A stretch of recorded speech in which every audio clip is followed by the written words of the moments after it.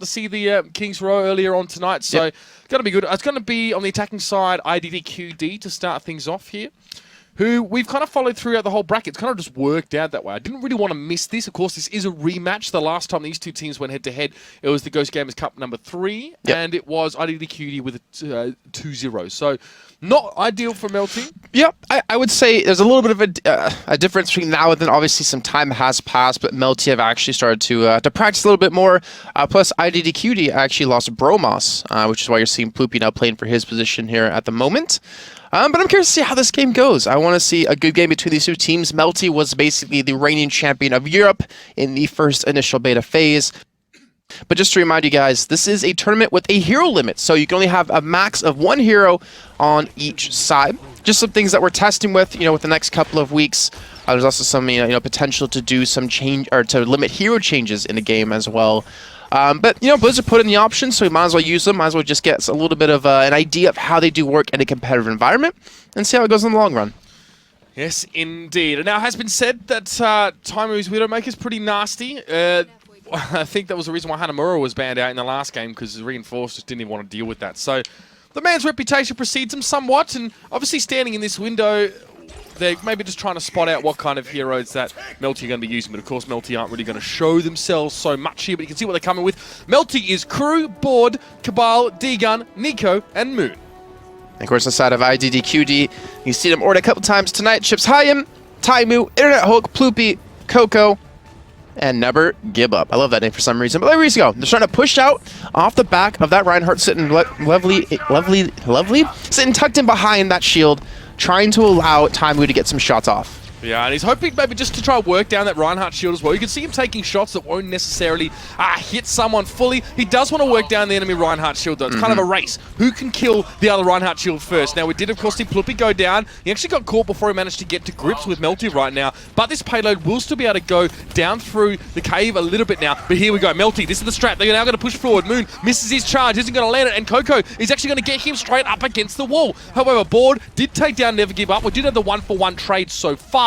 And Melty back away. As soon as that payload got to the underpass, they jumped right down. Well, that's a trade, though, that's going to be in favor, I would assume, definitely of IDDQ, just because their Lucio can get there as quick as he possibly can, while Moon's going to have a little bit of running to do, and they don't have that tank, that front line that they're going to need out of him with that shield. But Lucio coming in for the backside, Digo trying to do some work here, going straight for time. He's already able to pick up 1 kill on Chips Hyen. It looks like he's just going to back away for now, but that backline assassin that makes Genji so damn good is so difficult to go up against. A D-Gun, don't tell me you're going to die here, son. He will get back over the side in a head-to-head duel up against Ploopy, who will eventually come out the victor. But IDDQ, they haven't been able to actually make it through to this checkpoint just yet. Yeah, they're punching through. They should have it in just a moment, of course, just in that underpass. Ploopy's going to try and go over here. The symmetric turret caught him on the way, so they'll at least have a bit of an alert to him being there. But now, Melty set up just over here. Gonna wait for this payload to come a little bit closer here. You can see the sound barriers being used by both sides, and that's gonna signal a fight. Moon goes forward, doesn't hit anyone with his charge. Now in the side room, Nico picked up Never Give Up, and Chips High and also went down to Boat, so things are going fairly well so far. Internet Holt swinging his fist like crazy, of course, becoming his namesake. A lot of mess going on here as well, but he stayed alive. He's been able to just try and do some damage, but he's going to be on his own in just a moment. He chucked down the shield, going to keep himself alive for a little bit longer, but he will get taken down by Cabal and Crew, just laying down the beat. Will be Melty yet again. This is the team, we have to say that kind of was the first team to put on these ridiculous defensive holds, being able to completely hold a team back from getting a single checkpoint. You have seen IDDQ finally be able to get under that underpass section. Well, the problem comes into this next one. Around this elbow is so damn difficult to actually push through, and you have Deegan and Ploopy going head-to-head with the balls on top of each other. No Discord, though, on either of them. If you can pick up that Genji, they can really open up a nice opportunity, but that will be unfortunate. Him going down the ground, surge going to be coming through, and the charge with the Transcendence coming in at Chips High and trying to keep his team healthy. Moon will eventually pick up one as Never Give Up is finally able to take Moon down, but again, the payload hasn't been able to move just yet. The Melty are still down an extra man. That was good play by Coco there as well. He charged straight out of the Graviton Surge, and it was a Transcendence being used immediately, so that is going to keep IDDQ a little bit more healthy pushing forward, and you can see that this payload is healthily moving along here. They've got 3 players on it, and now that second checkpoint has been reached, Melty being pushed back even more. Remember, this is a bit of a grunge match between these two, as Melty had fallen to IDDQD last time they went head-to-head. Here's Taimu, gets in the backlines. Ploopy, sorry, should I say. Takes down Nico already, very important pickup. He's doing a lot of work. In fact, Boat had already fallen down, and he's also got D-Gun with the Discord orb on him. See that Ploopy just taking no prisoners right now. A lot of people are here to see him, and now we know why. Yeah, it's a phenomenal player on pretty much any hero we've seen so far. But Genji is really where he's going to shine. But look at the ultimates online currently for both teams. IDDQ, they have Internet Hulk, Ploopy, Coco, and Never Give Up. All of ultimates up. On the other side of Melty, they have the Sound Bear.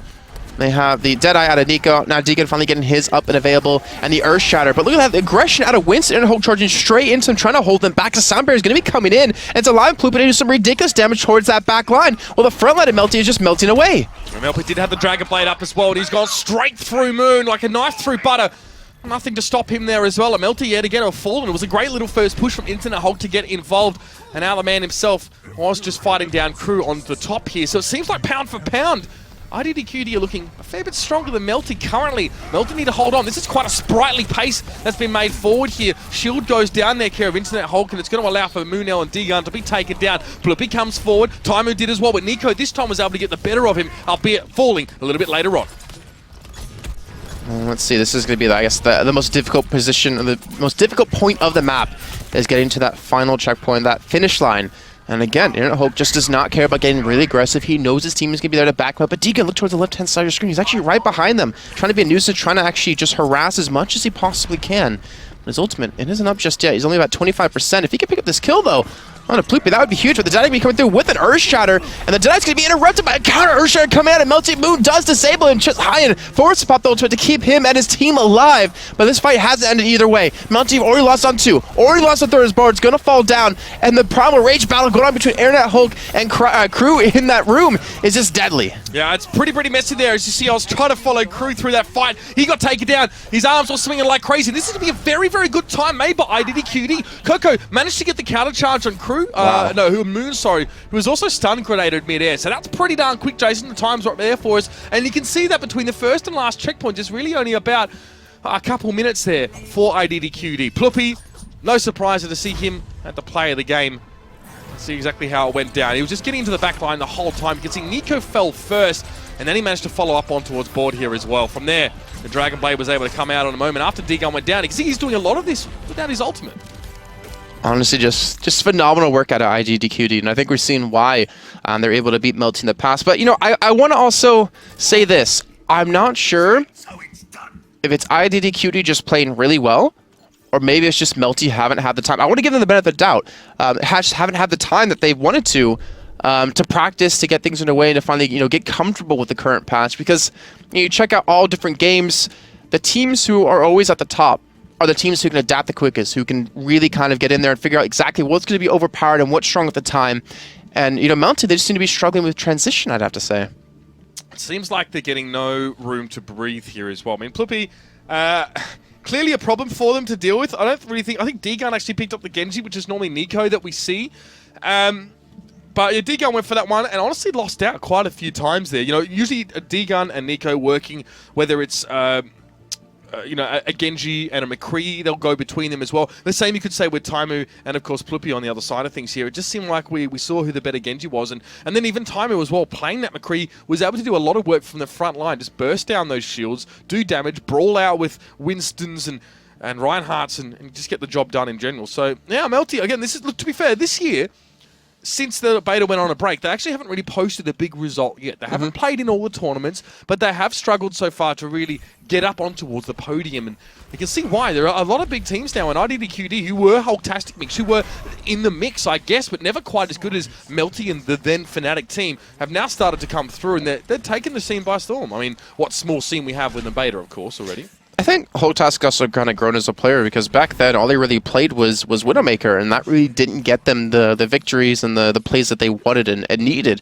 But this him transitioning though into more of a kind of tank role for his team, playing Winston, which is a tank who's really kind of started to shine coming into this beta phase with the recent changes to him.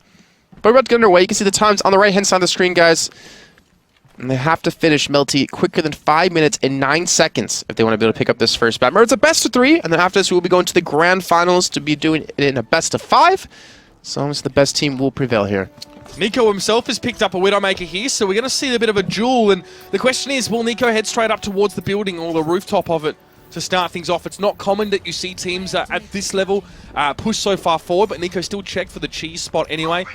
Should head up the top here as well, and we did see the Genji of D-Gun now working. Here comes the push down though. Internet Hulk wasting no time getting there, and Coco is going to get charged against the wall. Moon should be able to finish him off here without other help, but Internet Hulk and Coco already managed to get rid of Board and Crew, and Cabal now's left on his own. So that's going to be basically a full wipe coming through. Nico, I think, is the only man left alive. He's going to be chased down by the monkey. Just going to dodge as much as he possibly can. He will eventually die, but Diga, now he's all by himself. He has to wait for his teammates to come in to help him out, but he's already discorded. Yeah. And that makes it so easy for the enemy team to spot out where he's going and to pick him off, and he will eventually fall. Melty, they need all 6 men alive to actually make this push work. It looks like Moon, with the help of Cabal, has been able to actually get aggressive here, able to move this payload up just a little bit. We can already see Coco dropping straight down. He wants to protect this underpass. He doesn't want to let Melty get through here. Nice flashbang comes in through out of Taimu over the backside, and almost able to take Moon down. Yeah, Taimu's been hard to deal with so far. His stun grenades have been good, but D-Gun has got to get there and take him out. On your screen, as someone who we don't see too much of normally, Bode pushing forward on that Zenyatta. He's filling that role here. He's just going to be trying to keep up with his team as they push forward. So you see they've already sent Crew forward. He's trying to just set things up and lay the path, I guess, for a push to be had. He's not been challenged yet, so decent timing from Melty so far. And they keep themselves in this one, but of course they've got to finish. They've got to finish first. That's the big difference here. We saw the sound barrier come down and Crew getting aggressive as well. He did manage to get some good damage down, but look at this. It's all about IDDQ. The kill feed is filling up. Taimu big takes down Crew after getting rid of Moon L. Coco even was there as well to take down Nico. If you're losing to that Reinhardt, well, you're going to be having a bad time here. So very, very good little rushed out defense by IDDQD. Slowed up for oh God, help me with these names. They have managed at least to slow up Melty. And they're going to be coming back now. D-Gun again on that Genji, looking to get in the back lines. This is where a lot of teams we saw in the first phase start to struggle.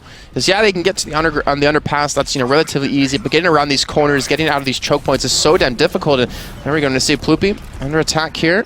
This Crew's gonna charge straight in from going for the Zenyatta. A actually smart play out of him, but he's not able to pick up chips high end, but he does force the ultimate out of him, and they're able to just fight completely on this payload. There's just no way that anyone's gonna be bursted down at this rate, but now the ultimate has faded. Moon up towards that top side, now dropping back down, trying to fend them off one by one. He does have Earth Shatter up, but he doesn't have that opportunity he wants to pull off. Just he's gonna pop it down, connects on multiple people, helps clean them up. Actually only gets one before he gets taken down here, and it looks like IDDQD have been able to hold yet again, but it comes down to D-Gun and Ploopy in that 1v1 battle, but Ploopy's gonna win, especially when he has a Winston on his side. And Melty, they have been stopped. Yeah, that Transcendence was a really important part of the fight. The fact that Chips Hyam was actually able to use that there really gave his team the sustain to get through that first little bit of damage. You notice that Bode has his now and didn't have it. That's a big difference. It's like, it used to be what team doesn't have a res. Now it's what team doesn't have Transcendence that can decide the fights. So Bode's going to want to leap back in as well, but Melty have sort of engaged without him for the most part. Cabal at least is able to lay down a sound barrier and start things off, and there comes Bode. Comes in with a Transcendence, and look at the kill feed. Now it's filling up red. Transcendence giving a lot of health over towards the team. Nico comes forward, he picks up Ploopy, and it looks like Melty have managed to break the deadlock this time. Yeah, I don't think there's anything IDDQ is going to be able to just stop it. They do have the Reinhardt charging forward, though. That's going to be Coco, but I don't think it's going to be smart for him to actually try to stop this one, as they will eventually give that one up. So Melty will get the second payload, but honestly, not that great of a time. 3 minutes and 22 seconds. You can already see it's about 32 seconds behind their opponents. Yeah, they really need to kick things up a notch here. And this, to be fair, is a part of the map that IDDQD really just waltzed straight on through. So you have to hope that Melty can do it even better. You can see quite often we're seeing Crew try to take high ground. He's either going to be dueling out with his opposite number, of course, in Internet Hulk, or trying to get rid of that Reaper close up. He can obviously, the Reaper going to be a big problem at those close ranges here. There's no Reaper now. I think Ploopy now has gone over towards that 76, and a lot of fighting happening there. I think we heard a Death Blossom being used. And there's Coco just swinging straight for the fence there. He's going to be able to pick up Crew, and it's another hold here coming out against Melty. And IDDQD, they're bleeding down the clock just enough here. It's going to be very, very hard for Melty and Co to get it done in time. Now keep in mind, 5:09 is that time to beat. They have to finish, not only get this third checkpoint, but they have to finish the game in 5 minutes and 9 seconds. And that's less than a minute away here. So Melty, they have their work cut out for them. And we're almost at the point where there's just no possible way for them to pull this off. I think we're actually about to hit that point where Melty just can't possibly win off time.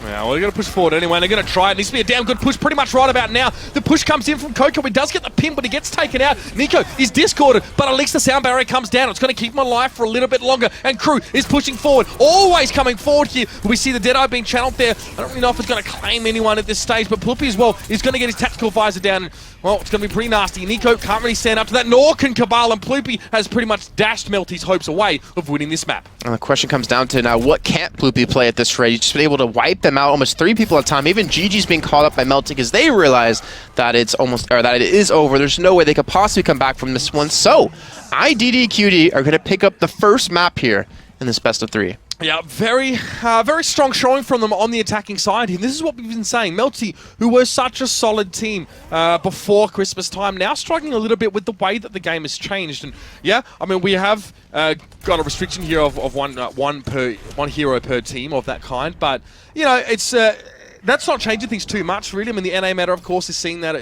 we're seeing 2 and 2 and 2 sometimes in some teams here. But again, Melty not having much luck here at the moment. I think we're just going to have it pushed towards the end here. We might have the next map queued up, so these teams will just go forward. We might have a chance to just have a yarn here as well, or maybe just go to a break while they finish things off. Yeah, probably be doing that just so we can get things set up and ready to go for this one. But also, IDDQ, well done by them. I'm so impressed to see them pull off this kind of performance. Again, this is what we already saw, though, in the Ghost of Gamers Weekly number 3, so kind of can assume they're going to be able to do the same. But Melty, leaving a little bit to desire, though. Yeah, underwhelming. I think in a lot of important fighting actually happened in those matchups. It was the Genji matchups. It was, you know, Crew versus Internet Hulk. It was, you know, the tank line, I guess, of Melty being cut down by Reapers